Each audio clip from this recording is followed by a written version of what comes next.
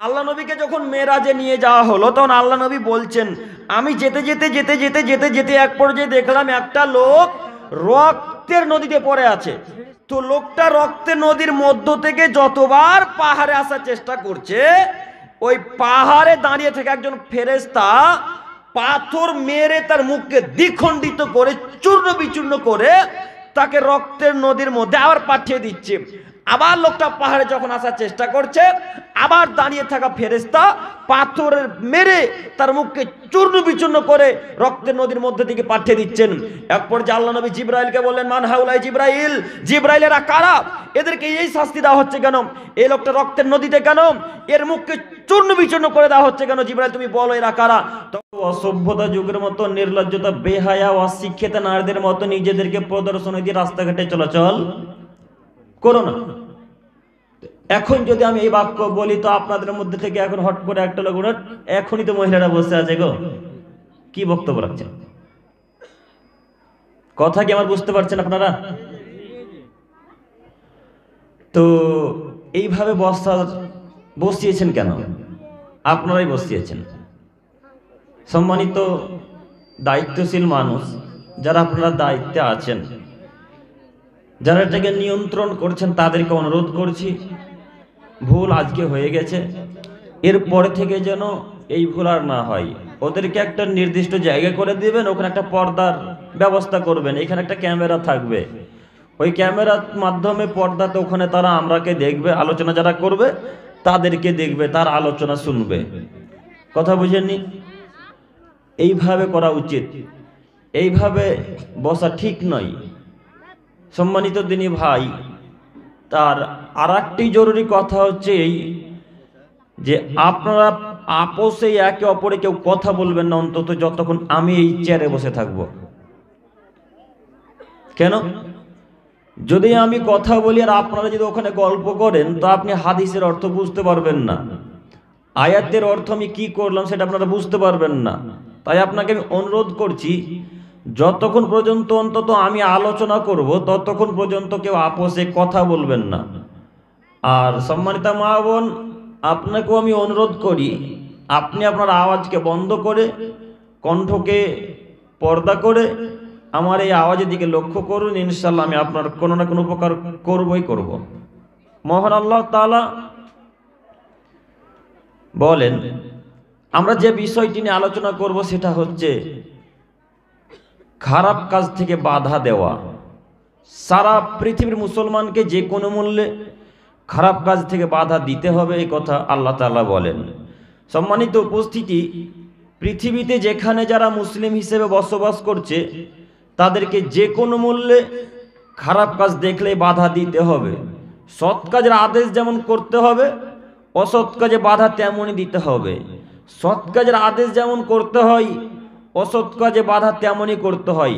তাই আল্লাহ তাআলা এই কথা হুবহুব তিনি বলছেন, ওয়ালতাকুম মিনকুম উম্মাতুন ইয়াদউনা ইলাল খায়র। পৃথিবীর মানুষ, তোমরা মনে রেখো, তোমাদের মধ্য হতে এমন একটা দল থাকা উচিত যারা মানুষকে কল্যাণের দিকে ডাকবে। ইয়ামুরুনা বিল মারুফ, তারা সৎ কাজের আদেশ করবে। ওয়ায়ানহাউনা আনিল মুনকার, মন্দ কাজে বাধা প্রদান করবে। ওয়া উলাইকা হুমুল মুফলিহুন, তারাই হবে সফল মানুষ। অত্র আয়াতে আল্লাহ সুবহানাহু ওয়া তাআলা তিনটি বাক্য বলছেন, পৃথিবীর মানুষ, তোমাদের মধ্য থেকে এমন একটা দল থাকা উচিত যারা সারা পৃথিবীর মানুষকে কল্যাণের দিকে ডাকবে। ইয়ামুরুনা বিল মারুফ, তারা সৎ কাজের আদেশ করবে। ওয়ায়ানহাউনা আনিল মুনকার, মন্দ কাজে বাধা প্রদান করবে। সম্মানিত দিনী ভাই বোন, তার মানে আয়াতের বিবরণ দ্বারা বোঝা যাচ্ছে এমন একটা দল থাকা উচিত যারা সারা পৃথিবীর মানুষকে অন্যায় কাজে বাধা দিবে। কই, আপনি তো একদিন অন্যায় কাজে বাধা দিতে পারলেন না। আপনি এমন একটা দলের সাথে যুক্ত আছেন যেই দল সৎ কাজের আদেশ করা তো বহু দূরের কথা, অন্যায় কাজের আদেশ করে। যেই দল সৎ কাজের আদেশ করা তো বহু দূরের কথা, অন্যায় কাজ করতে বাধ্য করে। আপনি এমন একটা দলের সাথে যুক্ত আছেন যেই দল পিতা মাতাকে লাথি মারতে শেখায়। আপনি এমন একটা দলের সাথে যুক্ত আছেন যেই দল আপনার স্ত্রীকে মারতে শিখায়, আপনি এমন একটা দলের সাথে যুক্ত আছেন যেই দল আপনার ভাই বোনের জমিকে কিভাবে দখল করে নিতে হয় সেটা শিখায়, আপনি এমন একটা দলের সাথে যুক্ত আছেন যেই দল কিভাবে সিগারেট পান করতে হয়, মদ কিভাবে পান করতে হয় সেই ব্যবহার শিখাই, সেই নিয়ম নীতি শিখাই। কই একবারও তো আপনার দল নিষেধ করতে পারলো না যে আব্দুর রহমান মদ খেতে হয় না, আব্দুর রহমান বিড়ি খেতে হয় না, আব্দুর রহমান মায়ের সাথে খারাপ আচরণ করা যায় না, আব্দুর রহমান স্ত্রীর সাথে ভালো আচরণ করতে হয়, খারাপ আচরণ করো না। আপনি যেই দলের সাথে যুক্ত ওই দল জমিকে আত্মসাৎ করতে শিখাই। আপনি যেই দলের সাথে যুক্ত আছেন সেই দল পিতাকে মাতাকে লাথি মেরে বৃদ্ধাশ্রমে পাঠাতে শিখাই। আপনার দল ভালো কাজের আদেশ করতে পারে না। তাই আপনাকে কোনো একদিনের আলোচনায় বলেছিলাম, যেই দলের সাথে যুক্ত আছেন সেই দল যদি সৎ কাজের আদেশ না করতে পারে, অসৎ কাজে বাধা প্রদান যদি না করতে পারে, সেই দলের মুখে লাথি মেরে পাল্টা ফেরত চলে আসতে হবে। ওই দলের সাথে থাকা যাবে না। এখনো আছেন কেন? আপনি যে দল করেন ওই দল জানে না যে সিগারেট খাওয়া হারাম? যেই দলের সাথে আপনি অন্তর্ভুক্ত, যেই দলের যুক্ত আপনি, সেই দলের মানুষ জানে না যে বিড়ি পান করা হারাম? কোন মানুষ জানে না বিড়ি খেতে হয় না? কোন মানুষ জানে না সালাত আদায় করতে লাগে? কোন মানুষ জানে না মায়ের সাথে খারাপ আচরণ করা লাগে না? করে না কেন? বলে না কেন? আপনার চোখের সামনে একটা ছেলে চায়ের দোকানে দাঁড়িয়ে দাঁড়িয়ে চা পান করে, অথচ ঠেকাতে পারলেন না। কই আপনি যে দলের অন্তর্ভুক্ত, যেই নেতা, আপনার নেতা আপনাকে এসে সিগারেট হাতে তলিয়ে দেয়, বলে আব্দুর রহমান সিগারেট পান করো, এখন ঠেকাতে পারলেন না কেন? আপনাকে আল্লাহ তাআলা বলছেন, পৃথিবীর মানুষ তোমাদের মধ্যে তো এমন একটা দল থাকতে হবে যারা মানুষকে কল্যাণের দিকে ডাকবে। ইয়ামুরুনা বিল মারুফ, তারা সৎ কাজের আদেশ করবে, অন্যায় কাজে বাধা প্রদান করবে। যেখানেই দেখবে অন্যায় কাজ সেখানে ঠেকাতে যাবে, সেখানেই বাধা দিবে। বাধা দিতে হয়, এ কথাই ঠিক। যদি বাধা না দেন তাহলে সারা গ্রামের মানুষের উপর আল্লাহ তাআলা আযাব চাপিয়ে দিবেন। তখন সারা পৃথিবীর মানুষ যদি আল্লাহ তাআলার কাছে দোয়া করে, তখন আর দোয়া কবুল হবে না। সম্মানিত উপস্থিতি, এই আয়াতকে এখানে রাখলাম। আর একটা আয়াত বলি, তারপরে একসাথে দুইটি ব্যাখ্যা।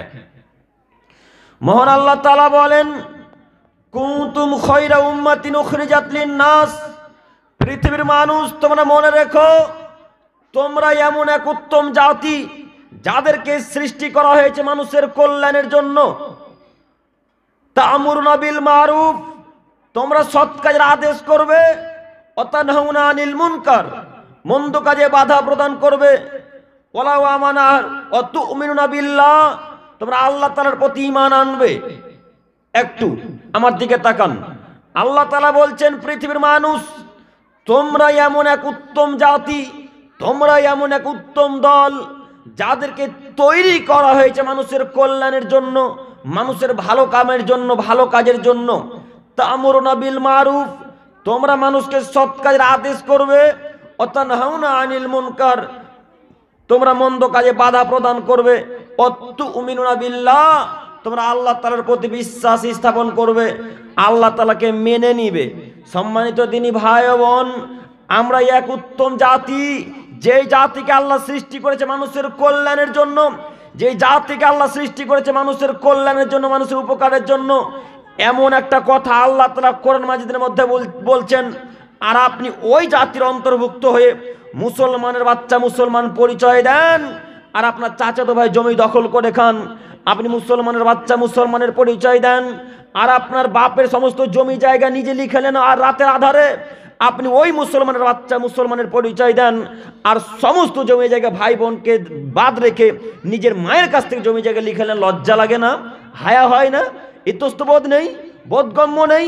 বোধোদয় থাকা উচিত, হায়াবোধ থাকা উচিত, লজ্জাবোধ থাকা উচিত, ইতস্তবোধ থাকা উচিত। আমার বাপের জমি আমি একাই নিতে পারি না, আমার মায়ের জমি আমি একাই নিতে পারি না। আমরা 5 ভাই বোন, আমি যদি 2 কাঠা পাই, আমার ছোট ভাই 2 কাঠা পাবে, আমার ছোট বোন 1 কাঠা পাবে। আমরা অধিকার সমান রাখি। কথা বুঝেননি? আপনি এমন একটা উত্তম দলের অন্তর্ভুক্ত হওয়ার পরেও রাতারাতি সব জমি জায়গা কিভাবে আপনার নামে হয়ে গেল? সকালবেলায় ছোট ভাই দেখে সব জমি জায়গা বড় দাদার হয়ে গেছে। ঠেকাইন সেদিন কিয়ামতের মাঠে। আপনার সাথে আপনার ভাইয়ের সাথে অনেক কথা আছে কিয়ামতের মাঠে। আল্লাহ নবী বলছেন, কেউ যদি অর্ধ জমি জোরপূর্বক দখল করে নাই, যায়েদ ইবনে সাবিত রাদিয়াল্লাহু তাআলা আনহু থেকে বর্ণিত, তিনি বলেন রাসূল সাল্লাল্লাহু আলাইহি ওয়াসাল্লাম বলেছেন, মান আখাযা সিবরান মিনাল আরজি জুলমান ফাইন্নাহু ইউতাওয়াক্কু ইলা ইয়াউমিল কিয়ামা মিন সাবি আরাদিন। পৃথিবীর মানুষ, তোমাদের মধ্যে যদি কোনো মানুষ জোরপূর্বক অর্ধ হাত জমি, এক হাত নয় গো, একটু আমার দিকে তাকান, এক হাত নয়, অর্ধ হাত জমি, আধ হাত জমি, আধ হাত বুঝেন নাকি, আধ হাত জমি যদি কেউ জোরপূর্বক দখল করে নেয়, তাহলে আল্লাহ তাআলা কিয়ামতের মাঠে 7 তবক জমিনকে তার ঘাড়ের উপর চাপিয়ে দিয়ে বলবেন, ইলা ইয়াউমিল কিয়ামা, তুমি এখন কিয়ামত পর্যন্ত হাঁটতে থাকো, হাত্তা ইউকজা বাইনান নাস, মানুষের বিচার যতদিন শেষ না হচ্ছে। এই আসমান যেমন একের পর এক এইভাবে 7টা যেমন আসমান রয়েছে, তেমন জমিনও 7টা রয়েছে। আর একটা হাদিস বলি, তারপরে ব্যাখ্যা। আনাস রাদিয়াল্লাহু তাআলা আনহু থেকে বর্ণিত, তিনি বলেন রাসূল সাল্লাল্লাহু আলাইহি সাল্লাম বলেছেন, যদি কোনো মানুষ জমি জোরপূর্বক দখল করে নেয়, আল্লাহ তাআলা তাকে কিয়ামতের মাঠে জমিন খুঁড়তে বাধ্য করবেন। তাকে আল্লাহ বলবেন, এই যুবক, মুরব্বি সাহেব, আপনি এখন জমি খুঁড়তে শুরু করেন।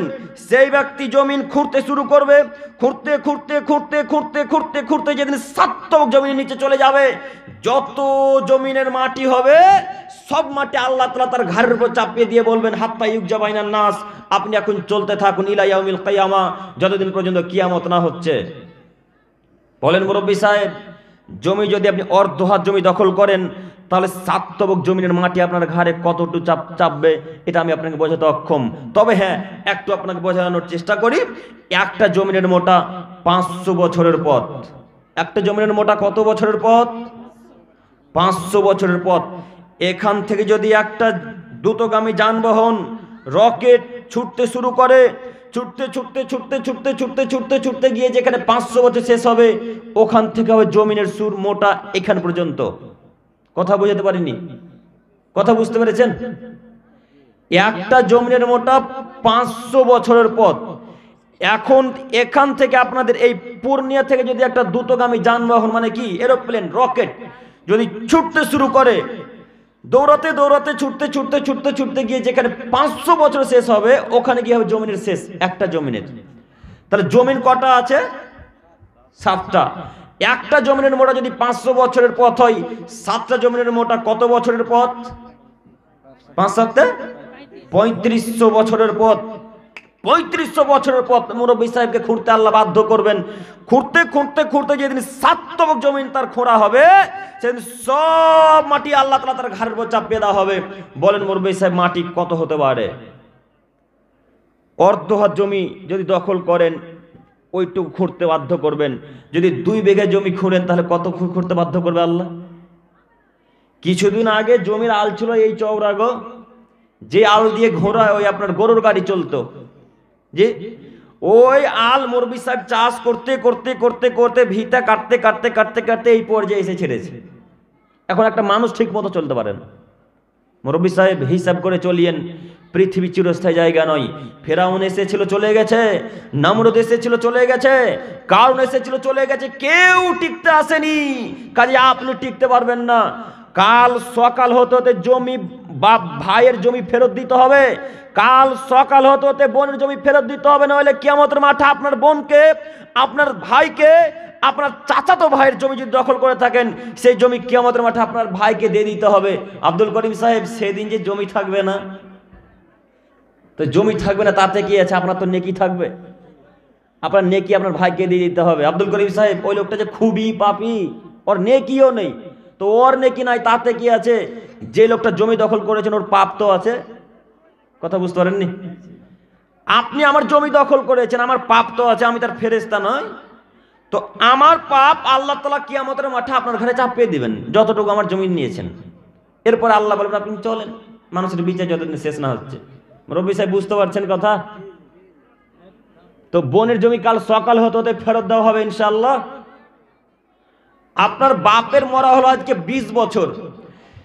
20 বছর আপনার বাপের মরা হলো, আপনার ছোট বোনকে এখন পর্যন্ত জমি ঘুরিয়ে দেননি কেন? আচ্ছা, আপনি মনে করেন কি যে আপনার বাপ, আপনার যতটুকু বাপ, আপনার বোনের কি তার থেকে একটু কম বাপ, না একই সমান বাপ? বরাবর, মানে এক সমান। আপনি যেমন অধিকার রাখেন আপনার বাপের উপরে, আপনার বোনও তেমনই অধিকার রাখে, তাই না? তাই ছেলে, তোমাকে বলছি, তোমার দাদুর মরা হলো আজকে 30 বছর গো, তোমার বাপ আজ পর্যন্ত তোমার ফুফুর জমি ফেরত দেয়নি। তোমার ফুফু যখনই তোমার বাপের কাছে জমি চাইতে এসেছে যে দাদা আমার বাপের জমি আমাকে হিসাব করে বুঝিয়ে দেন, আমি আমার বাপের জমির উপর অধিকার রাখি, তখন তোমার বাপ জোর গলায় মেজাজ রাখিয়ে বলেছে যা তুই তোর জমি জায়গা নিয়ে চলে যা, আমাদের বাড়ি জিন্দেগি তার কখনো উঠতে আসবে না। তখন তোমার ফুফু নিরুপায় হয়ে বলছে ভাই তাহলে জমি তোমার কাছেই থাকুক। মানে আমার শ্বশুর বাড়িতে তো সবসময় টিকতে পারি না, যখন আমার শ্বশুর শাশুড়ি আমার উপর অত্যাচার করে তখন আমি তোমাদের কাছে এসে ঠাঁই নি, তোমাদের কাছে এসে একটু সান্ত্বনা নি। তো তোমার বাপের কথার কারণে তোমার এই ফুফুয়ার জমি নেয়নি। তোমার বাপকে বলিও, আব্দুল করিম সাহেব মুর্শিদাবাদ থেকে এসে বলেছে আব্বা ভিক্ষা করে খাবো কিন্তু ফুপুর জমি আত্মসাৎ করে খাবো না। আব্বু ভিক্ষা করে খাবো কিন্তু ফুপুর জমি আত্মসাৎ করে খাবো না। কাল সকাল হতে ফুপুর জমি ফেরত দিতে হবে ইনশাল্লাহ। কাল সকাল হতে ফুপুর জমি বোনের জমি ফেরত দিয়ে দিয়েন। যদি এর মধ্যে মারা যান কিয়ামতের মাঠে আপনার বোনকে নেকি দিয়ে বুঝিয়ে দিতে হবে, প্রস্তুত থাকিয়েন। একটু যখন এই কথা চলে এলো আর একটা কথা বলেই যাই, একটু আগেই আলোচক সাহেব আলোচনা করছিলেন পণ নেওয়া সম্পর্কে নাকি, যে ওর মেয়ের বিবাহ দিবে তো পণ নিবে, পণ নেওয়ার কারণে বিবাহ দিতে পারে না, তার কারণে বিষ খেয়ে আত্মহত্যা করছে, এই সম্পর্কে তো বলছিলেন। তা বিষ খেয়ে আত্মহত্যা করছে, কেউ ওই গলাতে হিসা চালিয়ে দিচ্ছেন, কেউ গলায় গাছে দড়ি দিয়ে ঝুলে যাচ্ছেন, এইভাবে আত্মহত্যা করছে। আচ্ছা বলো তো যুবক, ওরা কেন আত্মহত্যা করেছে? তোমার কারণে। তুমি আর তোমার বাপ ওই নারীর বাপের ওপর চাপ দিয়েছ, যদি আরটিআর গাড়ি কেটিএম গাড়ি দিতে পারো তবে তোমার মেয়ের সাথে বিবাহ হবে, নইলে বিবাহ হবে না। তাই তোমাকে বলছি, তোমরা বাপ বেটাকে তোমাদের বাপ বেটাকে তোমাদের পূর্ণিয়াতে বলতে এসেছি, তোমরা বাপ বেটা কি এতটাই ভিখারি? তোমাদের বাপ বেটার কি লজ্জা নাই? ওই মেয়ের বাপের কাছ থেকে পণ নিবা, মেয়ের বাপের কাছ থেকে গাড়ি নিতে হবে কেন? কেন বাপ বেটা কাটিহারি স্টেশনে ভিক্ষা করতে যেতে পারো না? তোমরা বাপ বেটা কাটিহারি স্টেশনে ভিক্ষা করতে যেতে পারো না? আব্দুল করিম সাহেব, কাটিহারি স্টেশনে ভিক্ষা করতে গেলে পূর্ণিয়ার মানুষে চিনে নিবে, তো পূর্ণিয়ার মানুষ যদি চিনে নেয় তো পাটনা স্টেশন চলে যাবে ভিক্ষা করতে। বাপ বেটা পাটনা স্টেশনে কেউ চিনতে পারবে না, হাজার হাজার মানুষ যাতায়াত করে, সেখানে বসে ভিক্ষা করতে শুরু করো। ভিক্ষা করে করে করে করে করে করে করে করে যেদিন 1,30,000 টাকা হবে, আটের গাড়ি কেনার টাকা হবে, সেদিন বাপ বেটা পূর্ণিয়াতে ফেরত আসছে। কাপুর সন্তান অযোগ্য নির্লজ্জ বেয়া ছেলে। ওই মহিলার বাপ 20 বছর 22 বছর ধরে এক মেয়ের বিবাহ কিভাবে দিবে রাতে টেনশনে ঘুম হয়নি, আর তুমি সেই মহিলার বাপকে বলো যে আটের না হলে বিবাহ হবে না? মানে কি দেখাতে চাচ্ছ তুমি? কি বোঝাতে চাইছো তুমি? তুমি কি বোঝাতে চাইছো? তোমার শ্বশুরের কাছ থেকে তুমি গাড়ি চাইলে কেন? তোমার শ্বশুরের কাছ থেকে তুমি 4 চাকা চাইলে কেন? তুমি কেন গাড়ি চাইবে? তুমি কি মারা গেছে? তোমার বাপ কি মারা গেছে? তোমার শরীরে কি রক্ত নাই? যা আছে সবই পুজ, মাথাতে যা আছে সবই কি গোবর ভরা? তুমি কেন গাড়ি নেবে? তুমি কি ইহুদির বাচ্চা? তুমি কি খ্রিস্টানের বাচ্চা? তুমি কি হিন্দুর ছেলে? তুমি কি নাসারার ছেলে? ওই পণ ইহুদিদের নীতি থেকে এসেছে, ওই পণ খ্রিস্টানদের নীতি থেকে এসেছে, ওই পণ হিন্দুদের নীতি থেকে এসেছে। তুমি কেন পণ নিবে? এই পণ যারা নাই তারা কেউ মানুষ নয়, এই পণ যারা নাই তারা কেউ মানুষ নয়, এই যারা পণ নাই তারা কেউ মানুষ নয়। এরা সব ইহুদি খ্রিস্টানদের মতো, এরা সব নাসারাদের মতো। আমি মুসলমানের বাচ্চা মুসলমান, আমি পণ নিব কেন? আমি মুসলমানের বাচ্চা মুসলমান, আমি পণ নিব কেন? আমি টাকা দিয়ে আমার স্ত্রীকে বিবাহ করে নিয়ে আসবো, আমি শ্বশুরের কাছ থেকে টাকা নিব না। আমি টাকা দিয়ে আমার স্ত্রীকে নিয়ে আসবো, আমি শ্বশুরের কাছ থেকে টাকা নিব না। শ্বশুর তোমার জন্য, তোমার বাপের জন্য 1 গ্লাস পানি টাকা খরচ করবে, এটা ইসলাম মেনে নেয় না।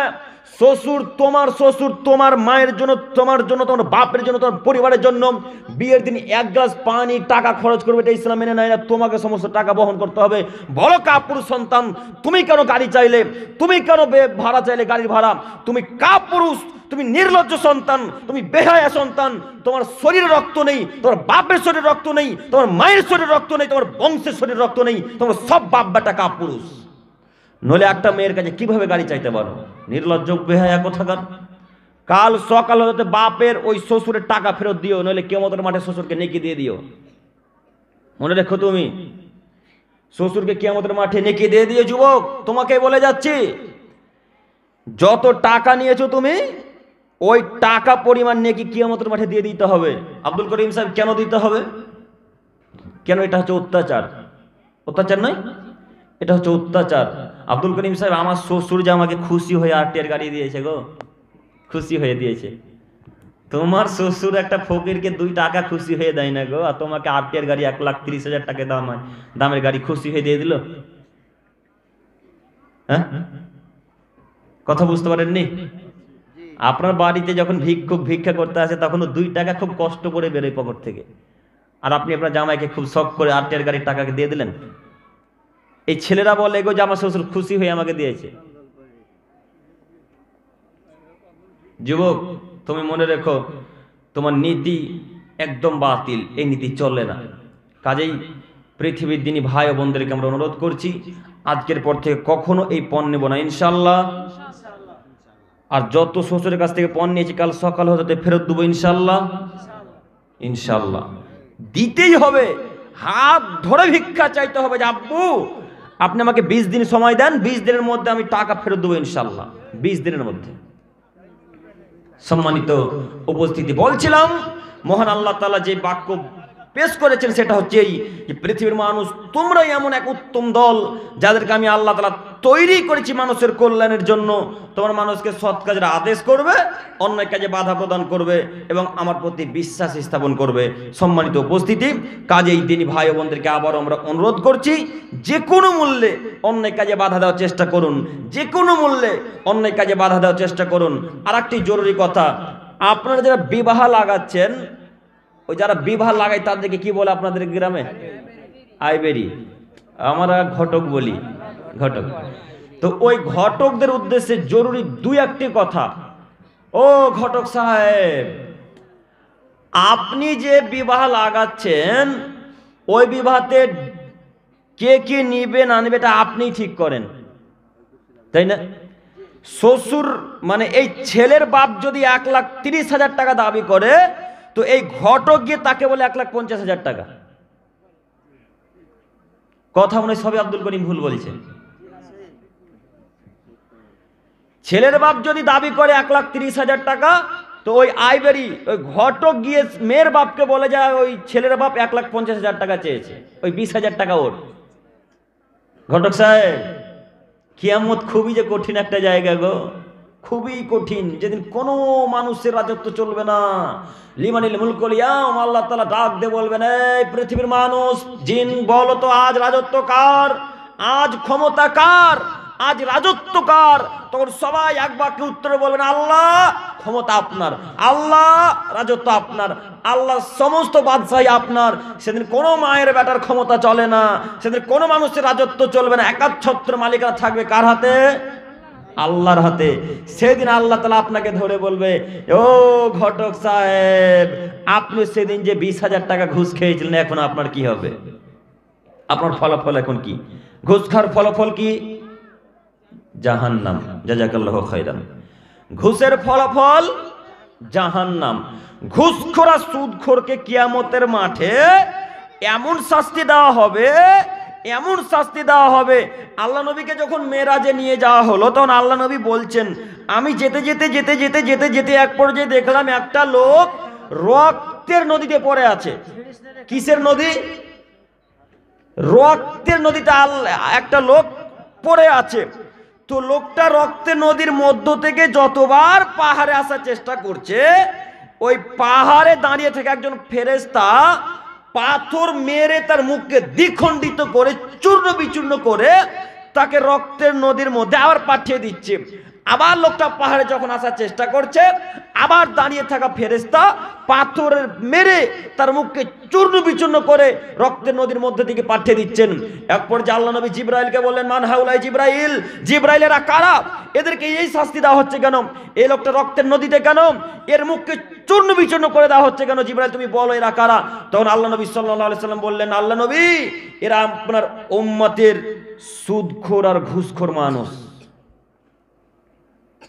যারা সুদ খায়, যারা ঘুষ খায়, যারা সুদ দেয়, যারা ঘুষ দেয়, যারা ঘুষ নেয়, যারা সুদ নেয়, তাদেরকে এইভাবে শাস্তি দিতে থাকা হবে কিয়ামতের মাঠে। যুবক, তুমি মনে করো না যে শাস্তি খুবই ছোট, তুমি মনে করো না শাস্তি খুবই ছোট। সম্মানিত মুরব্বী সাহেব, আপনাকে অনুরোধ করছি, সম্মানিত ঘটক সাহেব, আপনাকে আমি অনুরোধ করছি, আপনি পণমুক্ত বিবাহ লাগান, পণমুক্ত বিবাহ দেওয়ার চেষ্টা করেন।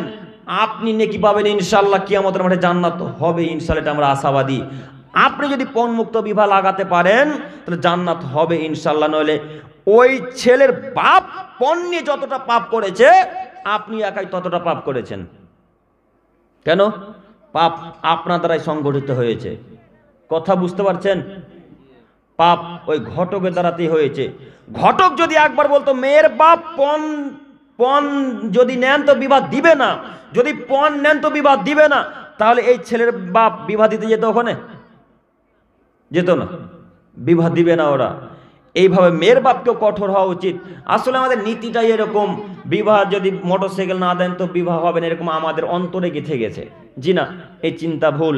আপনি মাথা থেকে চিন্তা ভাবনা উঠান।